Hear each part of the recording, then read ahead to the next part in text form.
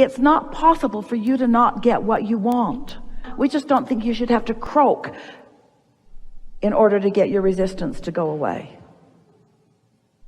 That is extreme, but it works. But we don't think you should have to do that in order for your resistance to be away. You see? We really want to make that statement to anyone who wants anything that hasn't yet manifested. You got to stop being bent out of shape over the fact that the manifestation hasn't happened, because you're being uncomfortable about the fact that the manifestation hasn't happened is what's causing you to put all the stuff on the trail and preventing it from happening sooner. So imagine a world, or even a small cluster, or even 5 of you in a corner somewhere, in alignment with who you are, tuned in, tapped in, turned on. You've been laughing, you've been scratching, you've been having a good time, you've been feeling in love with life and with each other, and using each other as a point of rendezvous. Imagine being in alignment and then allowing the source within you to help you rendezvous here and here and here and here and here. Not one of you ever said to any other of you prior to coming into this experience, "You will be my only rendezvous." Every one of you knew that your dominant intention for rendezvous was with the source within you, and that once that alignment is consistently in place, that you will be inspired to behavior. You have not been off your track. You have not done anything wrong. Nothing has gone wrong. You are living life. Tragedies aren't happening. Things are happening. It's all in the way that you are choosing to look at it, you see. If you all are watching CNN or some of those news broadcasts where it is their sole intent to go around the world looking for trouble, and then finding it, exaggerating it, tilting it, and putting dramatic music behind it, and then bringing it right into your living rooms, then you are inordinately aware of tragic and trauma around the world. And we know when it comes up close to you, sometimes it worries you, especially when you are with someone like us who is always saying you create your own reality. But if you create your own reality, then everybody else does too. And so you can't be the one that created their reality just because you know them. They created their own reality and you knew them. They created their own reality and you knew them. And you were not charged with the assignment of making it different for not one of them. You did come forth intending to tune into source so that through the power of your example, you could inspire others to want to find somehow that happy experience that you are finding. But you can't get sick enough to help sick get well, and you can't get poor enough to help poor become prosperous, and you cannot solve the problems of the world by focusing upon them.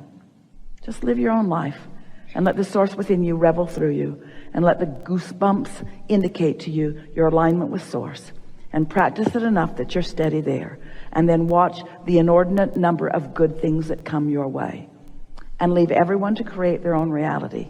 And don't take credit or responsibility for anything that's happening to anyone else. And before you know it, you'll be clustering like you all are here with others who are somewhat like-minded, who are uplifters in nature, who are deliberately creating your own reality, who are finding your vibration on purpose, who are practicing yourself into the art of alignment and living happily ever after, but not stopping death, not preventing it in others, not interfering with anything else that anybody is doing, living your life the way you've intended to, and finding unconditional alignment with source. So, we think it is really a wonderful gift when someone comes into your experience by your attraction, yes, who doesn't jump through hoops in order to present to you a conditional presentation that you can then have a good feeling response to. We think it's a wonderful thing when things happen around you that you have to adjust to, because otherwise you've got to have a very narrow band of merry friends that you are running around with, and then you got to control them because they're all freaks, you know.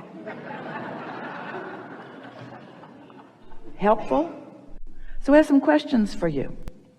Do you believe that you have accepted feeling bad for the rest of your life as your, we don't want to use the word punishment, as your probability? Do you just believe that it is your lot in life, given everything that's happened, to just feel bad for the rest of your life? Do you believe that?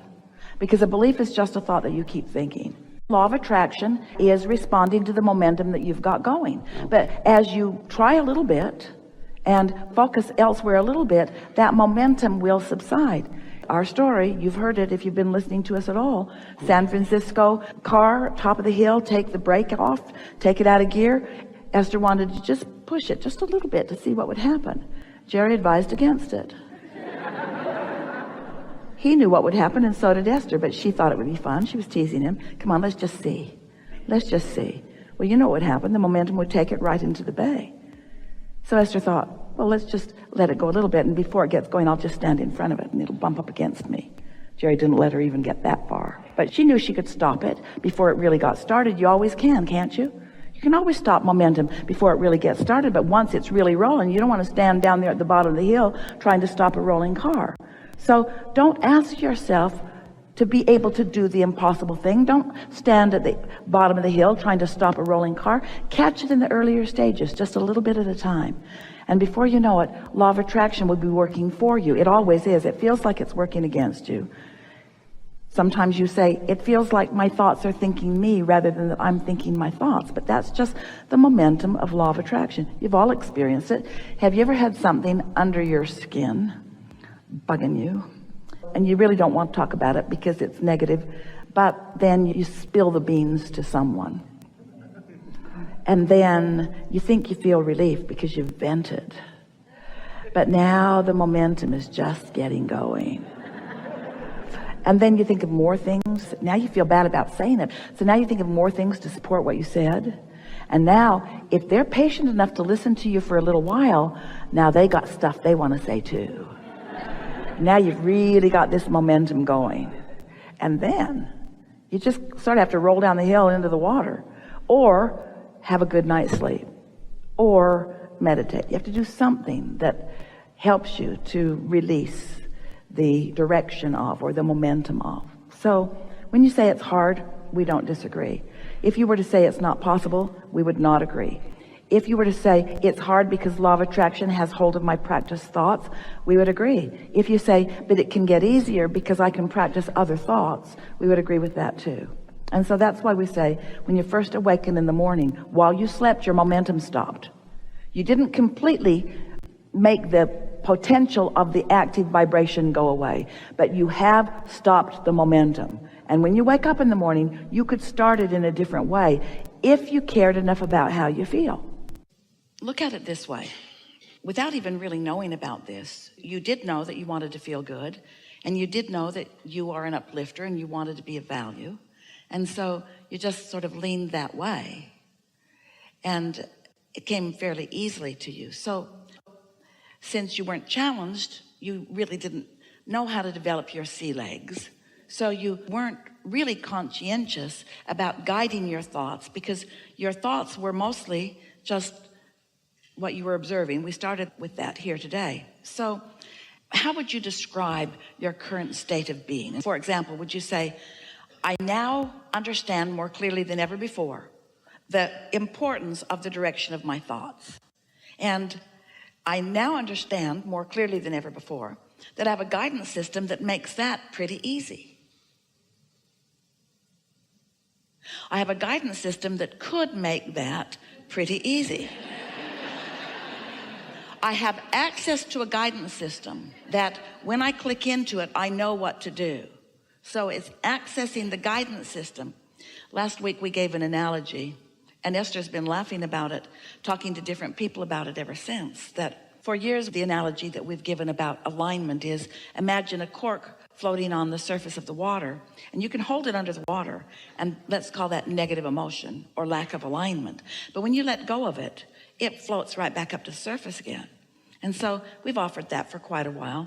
And then recently we've been offering the analogy about the importance of hooking in, or being a vibrational match, or finding resonance with your source.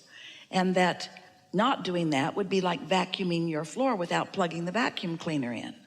Going through the motions, and everyone could watch and say, good job, good job. We see you're covering this entire floor, but you're really not accomplishing what you're setting out to accomplish. And then recently, we offered another analogy, which Esther really liked because the visual in her mind was so pleasing. So here's your vacuum cleaner, you. And because you do attract through sucking.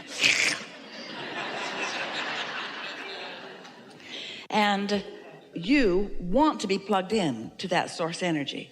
So your electrical cord is alive and headed for the outlet.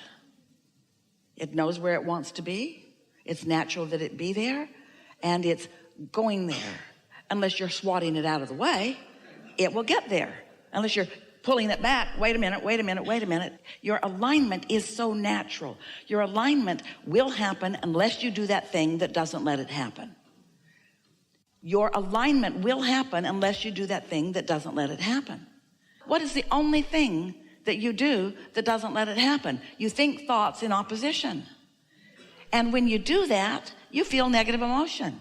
So every time you feel negative emotion, it's like you're jerking that cord back. You're not letting it hook in, because as soon as it hooks in, you'll be fully empowered. So